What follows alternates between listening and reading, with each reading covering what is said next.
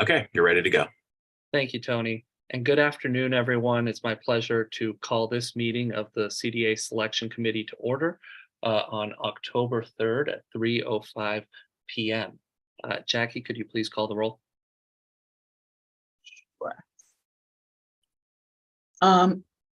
Excuse me. Committee Member Keung, Present. Committee Member Ingracia, Present. Committee Member Alexander, Present. Committee Chair Pfeffer. Present. You have a quorum. Thank you. And with that, we'll move on to the first item on our agenda, approval of the minutes. You can find the minutes in your Google Drive folder, and I'll entertain a motion to either discuss the minutes or approve them, as the case may be. Well, you don't need one to discuss them. If you want to discuss them, that's fine. But just a motion to approve them. We're looking at the August 8th minutes.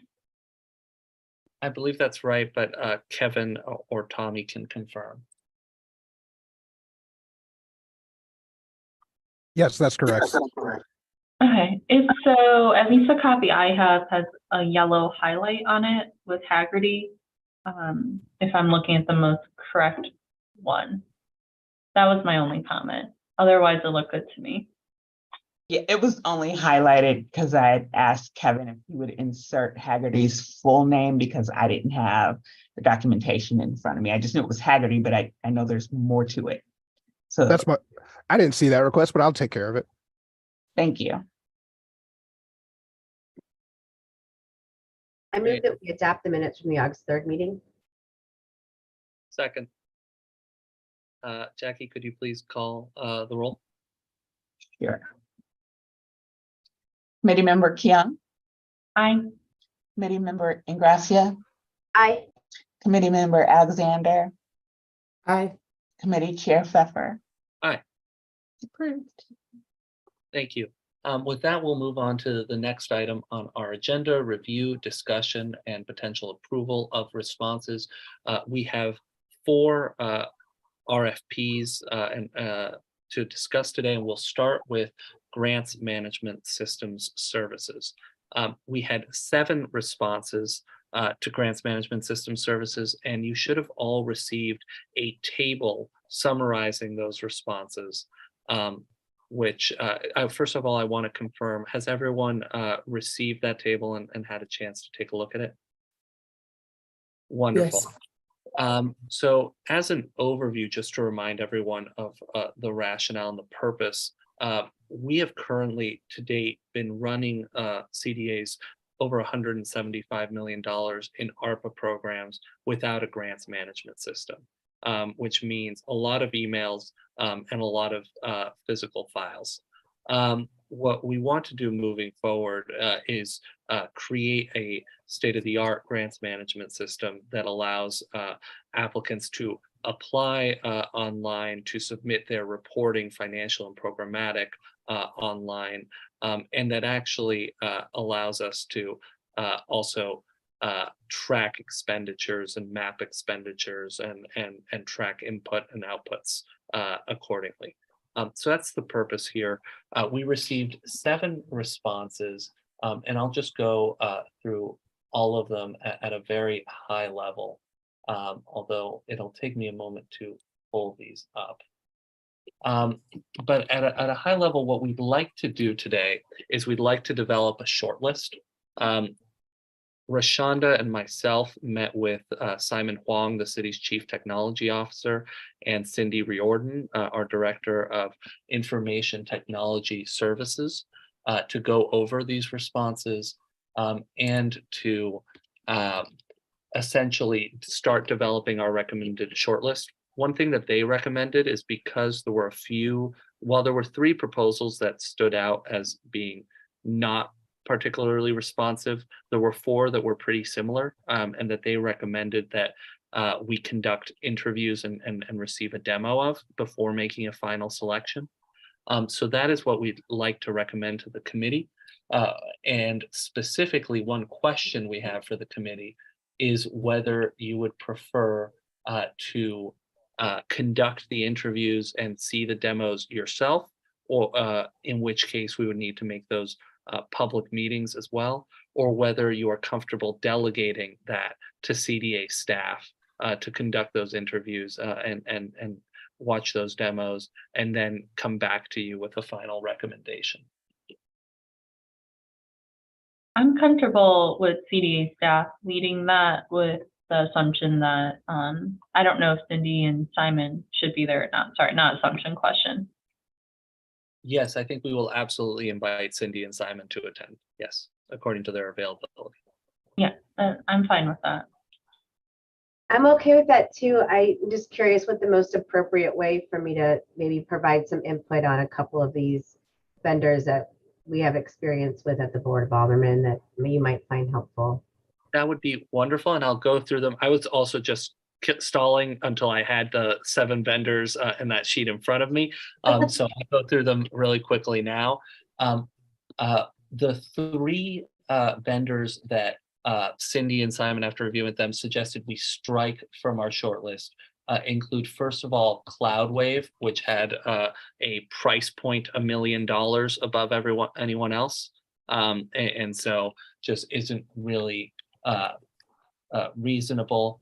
Similarly, they also recommended that we strike Forward, which is kind of on the opposite end of the spectrum. It's very affordable, but also doesn't provide the level of sophistication that we're looking for from a grants management system.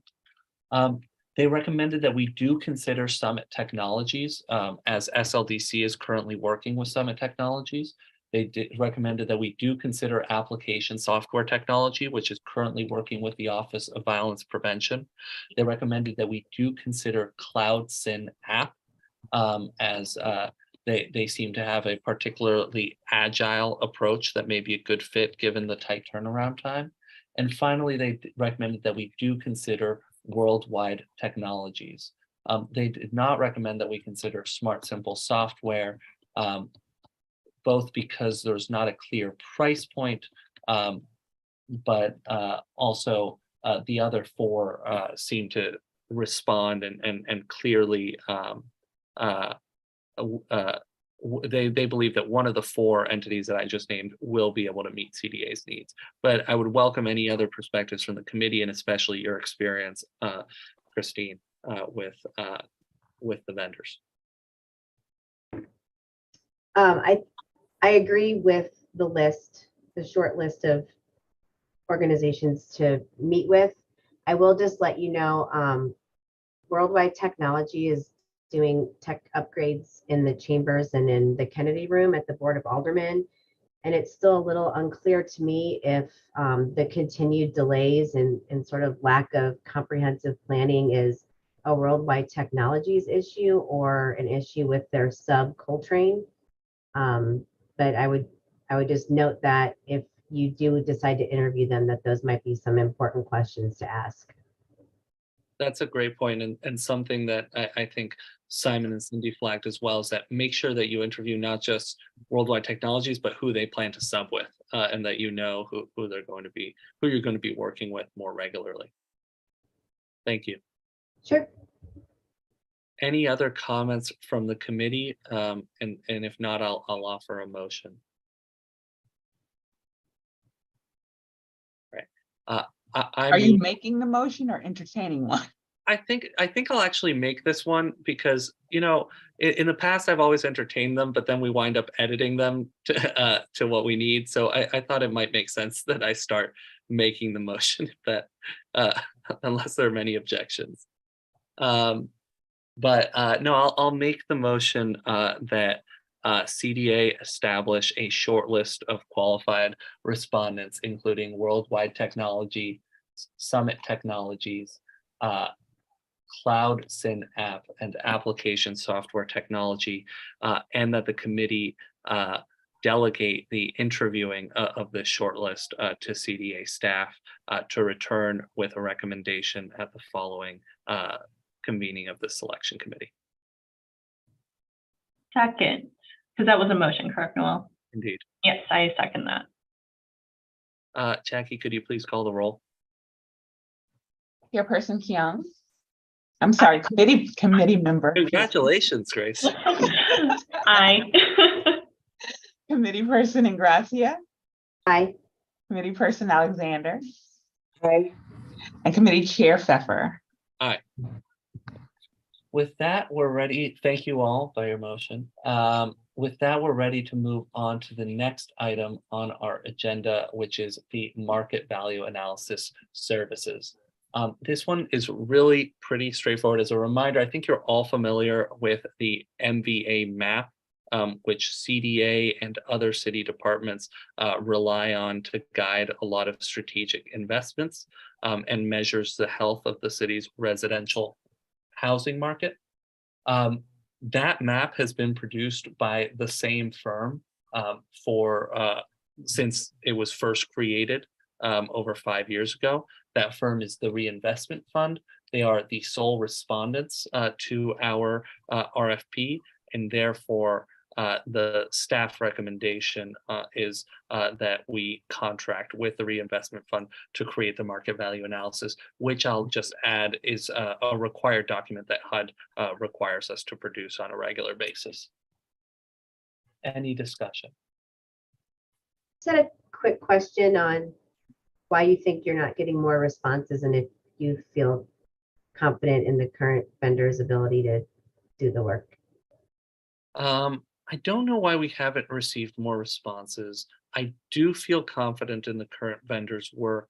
I think the market value analysis has proven to be a very useful tool. I also understand that it's not perfect because it relies on tracked level data, and I'm curious to engage with the provider to talk through some of those questions. But they are a pretty esteemed economic analysis group. Our planning director speaks very highly of them as well, Don Rowe, and has had great experience with them. So I am confident in their ability to do the work, but I'm not sure why we haven't received more responses. Bill, is there anything you would like to add on this point, as I think you've also had experience working with them more directly? Yes, certainly. They were initially, I'll say, given to us by HUD. When HUD did the first market value analysis, they paid for it. So I think they specialize in this. They've done this in a number of other cities, like in Philadelphia. I think they're on their 7th MVA. New Orleans, they've done 4 or 5. Baltimore, they've done a number. So it's kind of highly technical work. And I will say, to Noel's point, Don, Rowe and the planning department, very impressed with them. And they also, they literally drive every block in the city to make these determinations. So it's not like they're just, behind some desk looking at some data. They're actually in the field, and they cover every city block. So I also mentioned that their price is almost exactly the same as it was, the last one we paid for. So they have not hit us with an inflationary cost. So that's very refreshing, honestly. Great point. Thanks, that's helpful. Any other questions on this item?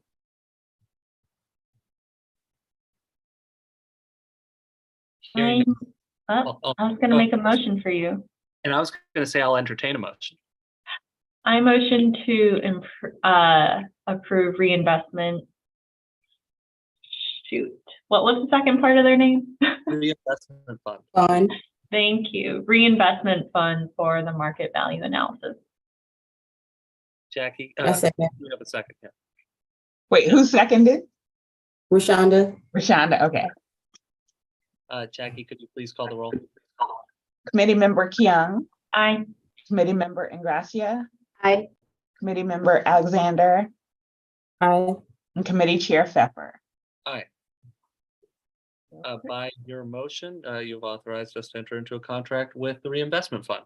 And with that, we'll move on to the next item on our agenda, which is discussion of CDBG disaster recovery services. We were fortunate in this RFP to receive two extremely strong responses from national firms with deep experience administering disaster recovery funds. ICF has administered over 100 disaster recovery funds totaling billions of dollars. The same is true of Haggerty. Just either of these and both of these would be extremely qualified. Our recommendation, staff recommendation, is ICF Incorporated for one reason, and that is that although the price point is slightly higher, it's $545,000 versus $428,000. It is detailed in the response that the scope of work that ICF is proposing to conduct for $545,000 is significantly broader and meets the city's needs more comprehensively than the scope of work proposed by Haggerty. The scope of work proposed by Haggerty would be to conduct an unmet needs analysis and produce our CDBG disaster recovery action plan. That's the key first step in administering CDBG DR funds, but ICF proposes to go significantly further and to actually help the city set up the programs and put together the relevant documentation to HUD and to really help us administer the funds after the action plan. And so for that purpose, they're also proposing significantly more manpower attached to this. And that's why, even though it's a little bit more expensive, we really believe it's worth it in order to administer disaster recovery funds, which I will note are notoriously complex and administratively burdensome to administer. And therefore, it really is exciting to us to have this ICF proposal before us, which will really allow us to move quickly, not just in producing the action plan, but in terms of standing up programs and getting funds out the door. Any questions or discussion? I just also wanted to mention that ICF is partnering with two local businesses that know the city, in particular Nexus, and under the leadership of Mr. Boyd, right? Attorney Boyd. And then KSG is Erica Henderson. So we're confident in their local partnering as well. Great point. We also contracted with Haggerty for our current work right now for our ARPA policies and procedures manual. So we wanted to kind of diversify.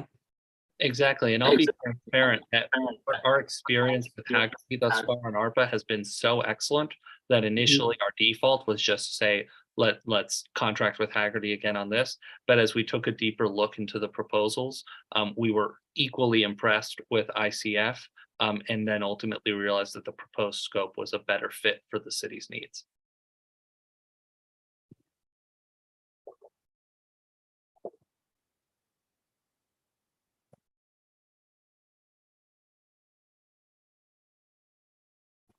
Any other discussion?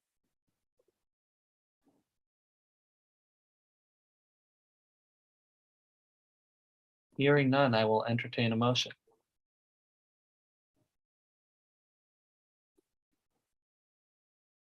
I can make the motion. I didn't know if Christine wanted to. I motion to approve ICF for CDBG DR.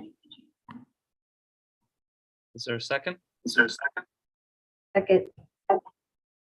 Thank you. Jackie, can you please call the roll? Committee Member Kiana, Aye. Committee Member Ingracia, Aye. Committee Member Alexander, Aye. and Committee Chair Pfeffer. Aye. By your motion, you have authorized CDA to enter into a contract with ICF for CDBG disaster recovery services. This brings us to our next item on the agenda, discussion of responses for Consolidated Plan Development Services. And as a reminder, the Consolidated Plan is a required document that we are required by HUD to put together every 5 years.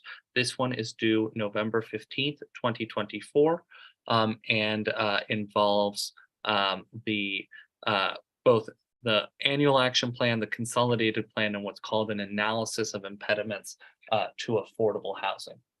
We received 3 responses, and I'll go through them briefly, and you have the spreadsheets summarizing them. The first one from Chrysalis is the most affordable, but unfortunately it is addressed to the wrong city and has various other basic errors that that unfortunately don't give us real confidence in their ability to pull this together for us. The letter was addressed to the city of Valdosta, which I'm curious where that is. But in any case, the second proposal from JQuad looks very solid. It is the most expensive proposal, but it's certainly very solid. They have a lot of experience. They're based out of Texas, have done a lot of consolidated plans in Texas and the Southeast. The staff recommendation, however, is the third proposal from LISC for $82,000 that we feel is extremely strong for a few reasons. First of all, LISC has significant experience, and LISC stands for the low, one second, I thought I just had it. Local Initiative Support Corporation. I was going to say cooperation. Thank you, Rashonda, for saving me. LISC, we learned a little bit about in doing the research for this RFP response, was founded by the Ford Foundation back in the early 80s, was a chief advocate and architect of the creation of the low-income housing tax credit, and is now a major funder of low-income housing tax credit deals, funding them to the tune of billions of dollars a year. We think that this focus on LIHTC makes them a really good partner for the City of St. Louis Consolidated Plan, especially because one key aspect of our LIHTC process each year is a CDA certificate of consistency with the consolidated plan, which is required in order to be eligible for LIHTC credits. So we think that not only do they have the experience producing these consolidated plans across the country, but also they have a particular expertise in a subject that's very important to the City of St. Louis, especially seeing as the City of St. Louis has, over the past few years, received roughly $50 million in LIHTC awards each year. And so it's a major source of funding, and it's imperative that we learn more about how to harness its potential. In addition, it's a nonprofit, and frankly, I think that the price is extremely good for the value and the scope of work that is proposed. And so with that, that's our perspective on this, but want to open it up for any discussion on the part of the committee. Can you talk more about their partners? Yeah.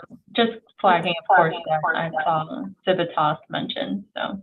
We actually had some discussion of that, and what we'd actually like to suggest to the committee is that we move to authorize CDA to enter into a contract with LISC, subject to negotiations regarding the kind of final project team, because while those partners are illustrative, they are not the partners that they are required to bring on as part of their team. And we know that there's a lot of other strong local partners that do this kind of work as well.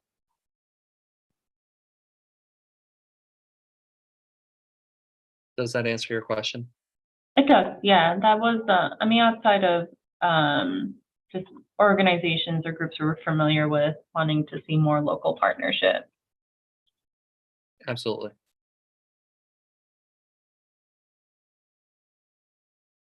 Are there any other questions? And if not, I can try and make that specific. All right. I move to authorize CDA to enter into a contract with LISC for the provision of consolidated planning services, subject to negotiation concerning the final contractual parties and amount.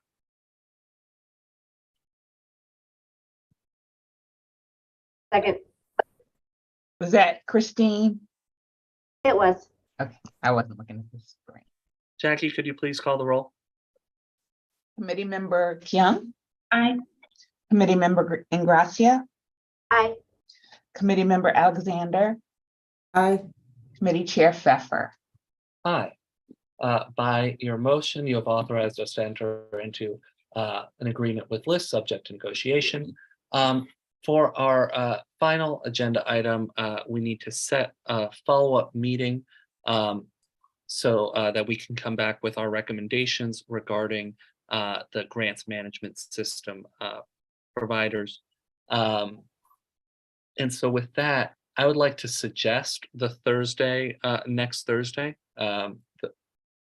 Thursday the 12th at 10 a.m. Does that work for folks? We start at 10:15. Is that Okay. possible? For you, Grace? Absolutely. Yeah, because I see actually that we have cabinet at 9. Why do we have cabinet on Thursday as opposed to Friday? I'll ask you. 10:15. 10:15 on the 12th. Does that, looks like that works for everyone. So if Kevin, you can lock that in and send out a calendar invite. We will, do we need a motion to set that meeting date, Jackie? No, Okay. No. So in that case, we will reconvene at 10:15 on Thursday, October 12th. And with that, I will entertain a motion to adjourn. So moved. Second. all in favor? Aye. Aye. We are adjourned. Thanks, everyone. Bye-bye.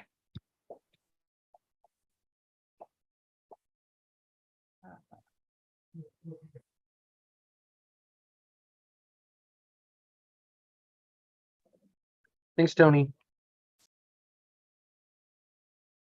Have a